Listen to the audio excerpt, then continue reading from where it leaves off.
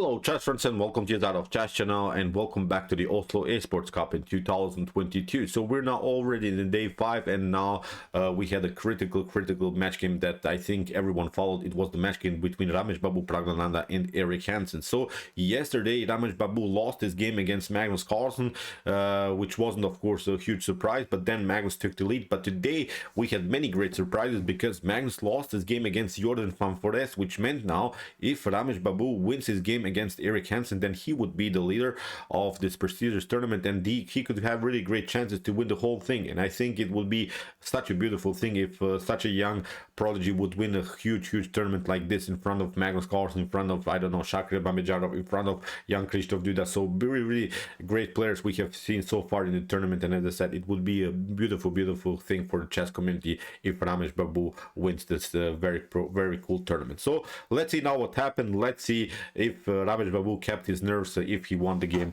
against Erik Hansen. So first we'll cover one game and then I'll review of course the result of their match game. So here Rameshbabu played with the white pieces and Erik Hansen played with the black pieces. So we had here d4 by Rameshbabu Praggnanandhaa. Erik Hansen's response was knight to f6. We have c4 and after move g6, knight to c3. Maybe some of you would expect maybe the king's Indian by Erik Hansen because he's also a great player in this opening, but now after move knight to c3, Erik played now the move d5, which is now the Grunfeld defense. And okay, many things can be played here immediately. Here c takes d5, we have the exchange variation of the Grunfeld defense. After move knight to d5, we have now the common move e4, and after knight to c3, b takes e3, we have reached now a position that I think has been played millions and millions of times in chess history. This is now a common position that you reach in the Grunfeld defense. And okay, what should we do here from white's perspective? What should we do here from black's perspective? In my opinion, the whole concept around in the Grunfeld defense is around the square d4,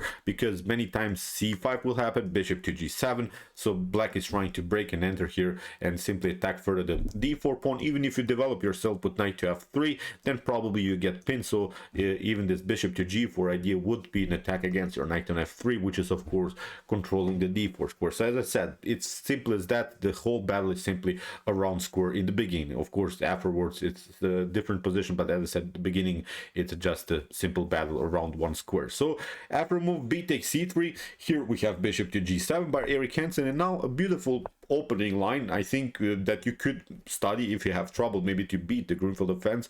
Now beautiful move queen to a4 here by Rameshbabu, because if you play something like bishop to d7, this wasn't played in the game, but I wanted to show you the importance about this move queen to a4. Then you just step back, queen to a3, and okay, maybe the queen is a little bit weird here on the edge of the board, but the cool part about this move by the queen on a3 is that the queen cannot be attacked by any minor pieces. That's exactly how you want to play with your queens in the opening stage. You just want to secure the queen. You want to play of course somewhere with the queen, but you don't want your queen to be an object of your opponent's attack. So now the queen is on a3, and the cool part about this move queen to a3 is that this move is preventing the normal idea of the Grunfeld defense, which would be of course the move c5.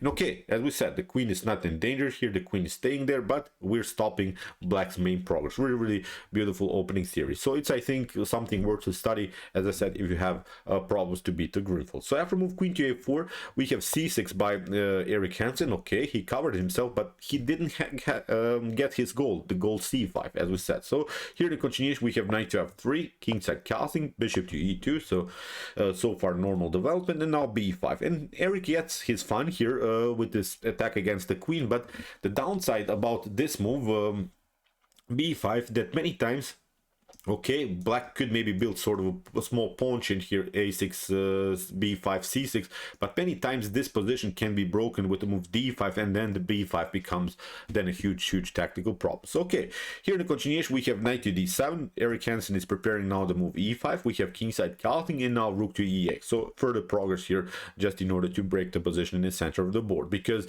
the c5 goal didn't work. So now Erik is trying to break and enter here with the move e5. So even if you play here instead of this move rook to e8, e5 immediately, This wouldn't be good because then bishop to e3, normal development, after something like rook to e8, now d5 could be very, very dangerous. And even if you play something like, I don't know, knight to f6, you see, we can take out this one, we can also take out the pawn on b5, so it will be an unpleasant game, I think, here for black. So after move kingside castling, as we said, Erik Hansen played rook to e8, prepared for this very important move. So we have here bishop to g5. So Rameshbabu is again stopping the progress here of black, because black wants to simplify the game a little bit in the center. We have to say it, white has a dominant position with these 3 pawns in the center of the board, and the main goal of the Grunfeld is to break this small pawn chain in the center. So you see Rameshbabu played first queen to a4 that prevented c5, and he played now bishop to g5 that prevented e5. So far he's not allowing here Erik Hansen to breathe in the opening stage. So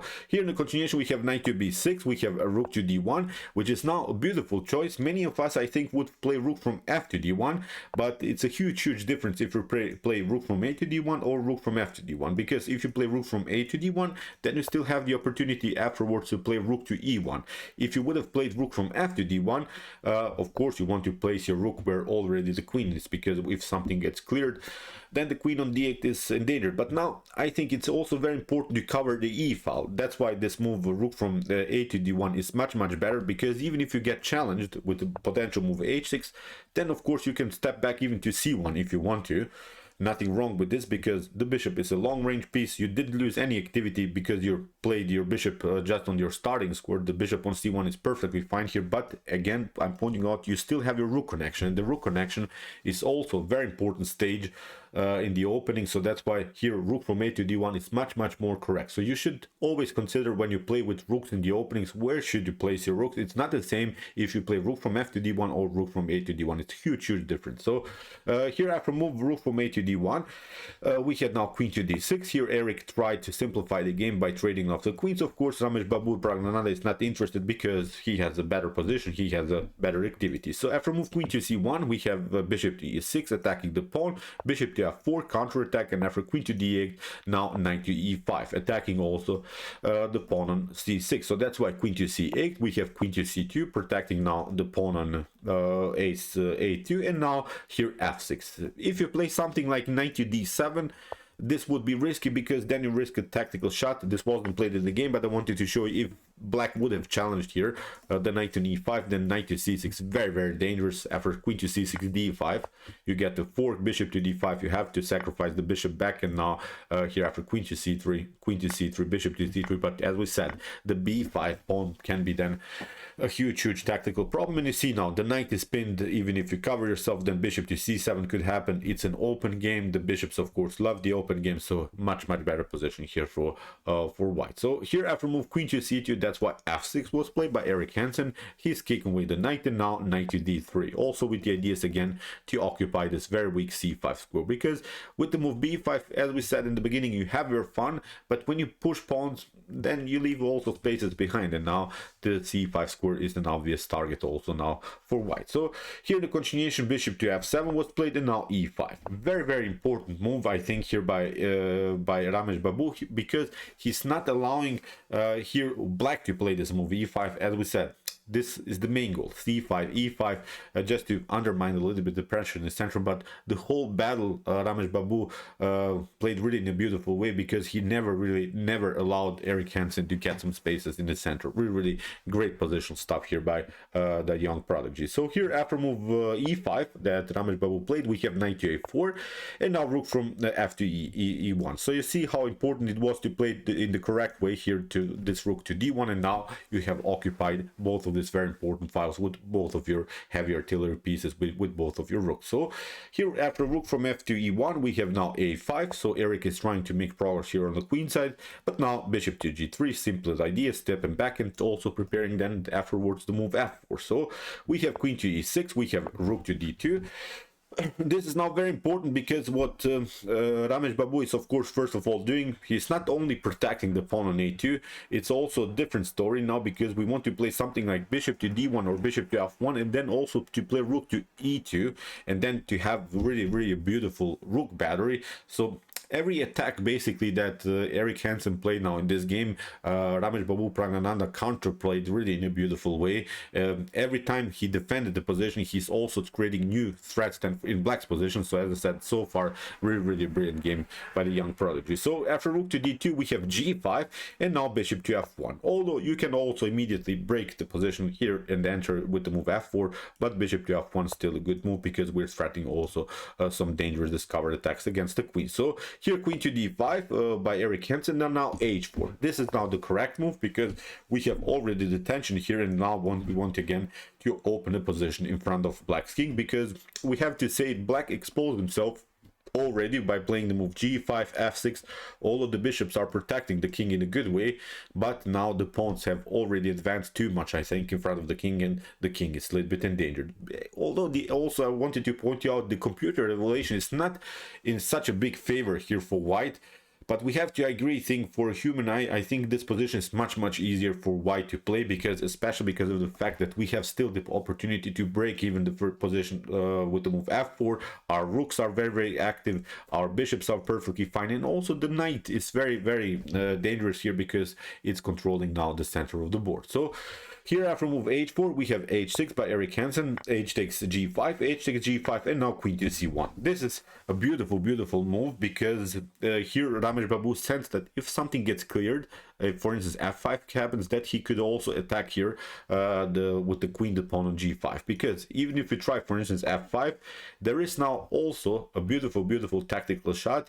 Bishop to f4 is actually here a beautiful opportunity, because if you play here the passing through, then of course you face many doubtful weaknesses. In the continuation, we can play something like, I don't know, rook to c2, and now bishop to h6 could happen, queen to g5, and Black is facing many positional problems. So here you could also try, for instance, if you take g takes f4, then you can risk this one, knight to f4. Look at this position, and after something like queen to d8, even e6 is a possibility, trap simply the bishop. So really great attacking opportunities here for white. So after move queen to c1 that Rameshbabu Praggnanandhaa prepared, we have bishop to g6, now f4. So you see, Rameshbabu had the opportunity maybe to play the f4 move earlier, but he stuck to this plan, and he has now a great position where he's trying now to open the center. So after move f4, we have bishop to h6, and again a beautiful move, f takes g5, simply taking out the pawn. Bishop to g5 wasn't played in the game, but it's not a problem. Of course, it's a temporary pin, but this position can be solved, of course, with the move bishop to f4, and still this is a much better position than for white. So after move f takes g5, we have f takes g5 also by Erik Hansen, and now e6. And this was now the critical moment, I think, in the game here. Erik Hansen is, I think, paralyzed. This pawn is causing now many positional problems in Black's position, and the main goal now about this move e6 is to play knight to e5, and then to play this beautiful outpost with the knight here on f7. And there's not so much that can be done. It's already a bad position for Black. The evaluation is about +3 here for white. So you see how Rameshbabu Praggnanandhaa played here really beautiful positional game. He didn't rush in his attacks. He put the pieces really on the best course in the beginning, and then eventually he had great chances. And now with the move e6, this is a bad position for Black. So rook to f8, we have knight to e5, we have bishop to f5, and now a beautiful move, knight to f7. And the critical part about this move, knight to f7, is really a dirty idea here that Rameshbabu Praggnanandhaa has prepared, because if you play bishop to g7, this is now a critical moment. You risk this one, c4 actually traps the queen, because after b takes c4, you see bishop to c4, and there's not a good square anymore for the queen. The queen is trapped. Really wild stuff. The knight is controlling here the d8, the bishop is controlling the d6, the knight is controlling d6. This square is taking, so no squares for the queen. Really wild stuff. So after move bishop to c4, this would be a beautiful queen trap. So Erik Hansen recognized this, and after move knight to f7, he sacrificed now the rook for the knight. We have c4 anyway here by Rameshbabu. We have queen to e6 here. Erik Hansen has now to take the pawn, but now after rook to e6, basically the game is over. So bishop to e6, we have c takes b5. We have G4 liberating now the bishop, attacking the rook, but here Rameshbabu solves all of the position problems, plays queen to c6, is attacking also the rook. Here we have bishop to e3, and after bishop to f2 in this position Erik Hansen resigned. Okay, you can take out of course the rook, but here white can also take out the rook on a8, and this is a much better position for white. So of course the queen is off the board for black, and white has decisive material. The evaluation is here +9 for Rameshbabu. So great game. I think you see how Rameshbabu played this game in a beautiful positional way. He slowed down the pace of the game, never ever allowed Erik Hansen to break the position with the move e5 or c5.